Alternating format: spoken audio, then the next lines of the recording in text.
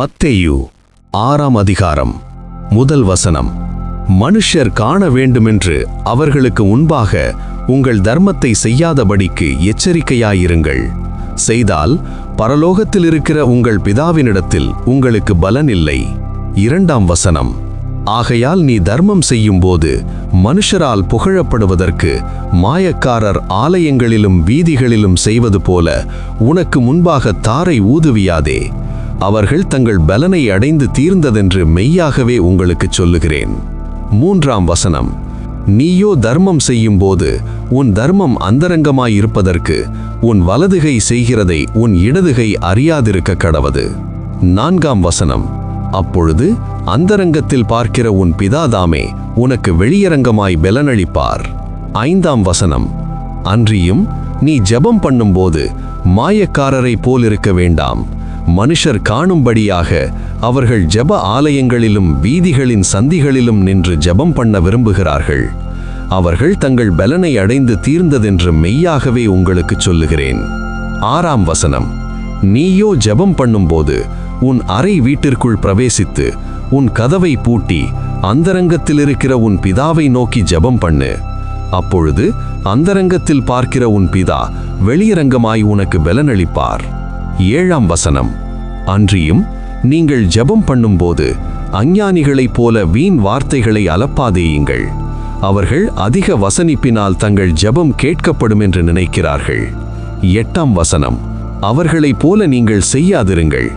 உங்கள் பிதாவை நோக்கி நீங்கள் வேண்டிக் கொள்ளுகிறதற்கு முன்னமே உங்களுக்கு இன்னது தேவை என்று அவர் அறிந்திருக்கிறார். 9ஆம் வசனம். நீங்கள் ஜெபம் பண்ண வேண்டிய விதமாவது, பரமண்டலங்களில் இருக்கிற எங்கள் பிதாவே, உம்முடைய நாமம் பரிசுத்தப்படுவதாக. 10ஆம் வசனம். உம்முடைய ராஜ்யம் வருவதாக. உம்முடைய சித்தம் பரமண்டலத்திலே செய்யப்படுகிறது போல பூமியிலேயும் செய்யப்படுவதாக. எங்களுக்கு வேண்டிய ஆகாரத்தை இன்று எங்களுக்கு தாரும். 12ஆம் வசனம். எங்கள் கடனாளிகளுக்கு நாங்கள் மன்னிக்கிறது போல எங்கள் கடன்களை எங்களுக்கு மன்னியும். 13ஆம் வசனம்.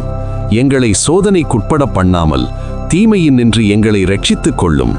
ராஜ்யமும் வல்லமையும் மகிமையும் என்றென்றைக்கும் உம்முடையவைகளே, ஆமேன் என்பதே. 14ஆம் வசனம். மனுஷருடைய தப்பிதங்களை நீங்கள் அவர்களுக்கு மன்னித்தால் உங்கள் பரமபிதா உங்களுக்கும் மன்னிப்பார். 15ஆம் வசனம். மனுஷருடைய தப்பிதங்களை நீங்கள் அவர்களுக்கு மன்னியாதிருந்தால் உங்கள் பிதா உங்கள் தப்பிதங்களையும் மன்னியாதிருப்பார். 16ஆம் வசனம். நீங்கள் உபவாசிக்கும் போது மாயக்காரரைப் போல முகவாடலாய் இராதேயுங்கள். அவர்கள் உபவாசிக்கிறதை மனுஷர் காணும் பொருட்டாக தங்கள் முகங்களை வாட பண்ணுகிறார்கள். அவர்கள் தங்கள் பலனை அடைந்து தீர்ந்ததென்று மெய்யாகவே உங்களுக்கு சொல்லுகிறேன். 17ஆம் வசனம். நீயோ உபவாசிக்கும் போது அந்த உபவாசம் மனுஷர்களுக்கு காணப்படாமல் அந்தரங்கத்தில் இருக்கிற உன் பிதாவுக்கே காணப்படும்படியாக உன் தலைக்கு எண்ணெய் பூசி உன் முகத்தை கழுவு. 18ஆம் வசனம். அப்பொழுது அந்தரங்கத்தில் பார்க்கிற உன் பிதா உனக்கு வெளியரங்கமாய் பலனளிப்பார். 19ஆம் வசனம். பூமியிலே உங்களுக்கு பொக்கிஷங்களை சேர்த்து வைக்க வேண்டாம். இங்கே பூச்சியும் துருவும் அவைகளை கெடுக்கும். இங்கே திருடரும் கன்னமிட்டு திருடுவார்கள். 20ஆம் வசனம். பரலோகத்திலே உங்களுக்கு பொக்கிஷங்களை சேர்த்து வையுங்கள். அங்கே பூச்சியாவது துருவாவது கெடுக்கிறதும் இல்லை. அங்கே திருடர் கன்னமிட்டு திருடுகிறதும் இல்லை. 21ஆம் வசனம். உங்கள் பொக்கிஷம் எங்கே இருக்கிறதோ அங்கே உங்கள் இருதயமும் இருக்கும். 22ஆம் வசனம். கண்ணானது சரீரத்தின் விளக்காயிருக்கிறது. உன் கண் தெளிவாயிருந்தால் உன் சரீரம் முழுவதும் வெளிச்சமாயிருக்கும். 23ஆம் வசனம். உன் கண் கெட்டதாயிருந்தால் உன் சரீரம் முழுவதும் இருளாயிருக்கும். இப்படி உன்னிலுள்ள வெளிச்சம் இருளாயிருந்தால் அவ்விருள் எவ்வளவு அதிகமாயிருக்கும். 24ஆம் வசனம். 2 எஜமான்களுக்கு ஊழியம் செய்ய ஒருவனாலும் கூடாது. ஒருவனை பகைப்பு மற்றவனை சிநேகிப்பான், அல்லது ஒருவனை பற்றி கொண்டு மற்றவனை அசட்டை பண்ணுவான். தேவனுக்கும் உலகப் பொருளுக்கும் ஊழியம் செய்ய உங்களால் கூடாது. 25ஆம் வசனம். ஆகையால் என்னத்தை உண்போம், என்னத்தை குடிப்போம், என்னத்தை உடுப்போம் என்று உங்கள் ஜீவனுக்காகவும் என்னத்தை உடுப்போம் என்று உங்கள் சரீரத்துக்காகவும் கவலைப்படாதிருங்கள் என்று உங்களுக்கு சொல்லுகிறேன். ஆகாரத்தை பார்க்கிலும் ஜீவனும் உடையை பார்க்கிலும் சரீரமும் விசேஷித்தவைகள் அல்லவா? 26ஆம் வசனம். ஆகாயத்து பட்சிகளை கவனித்து பாருங்கள். அவைகள் விதைக்கிறதும் இல்லை, அறுக்கிறதும் இல்லை, களஞ்சியங்களில் சேர்த்து வைக்கிறதும் இல்லை. அவைகளையும் உங்கள் பரமபிதா பிழைப்பூட்டுகிறார். அவைகளை பார்க்கிலும் நீங்கள் விசேஷித்தவர்கள் அல்லவா? 27ஆம் வசனம். கவலைப்படுகிறதினாலே உங்களில் எவன் தன் சரீர அளவோடு ஒரு முழத்தை கூட்டுவான்? 28ஆம் வசனம். உடைக்காகவும் நீங்கள் கவலைப்படுகிறதென்ன? காட்டு புஷ்பங்கள் எப்படி வளருகிறது என்று கவனித்து பாருங்கள். அவைகள் உழைக்கிறதுமில்லை, நூற்கிறதுமில்லை. 29ஆம் வசனம்.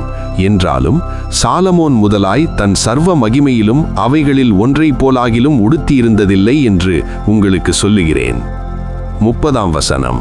அற்ப விசுவாசிகளே, இன்றைக்கு இருந்து நாளைக்கு அடுப்பிலே போடப்படும் காட்டு புல்லுக்கு தேவன் இவ்விதமாக உடுத்துவித்தால் உங்களுக்கு உடுத்துவிப்பது அதிக நிச்சயமல்லவா?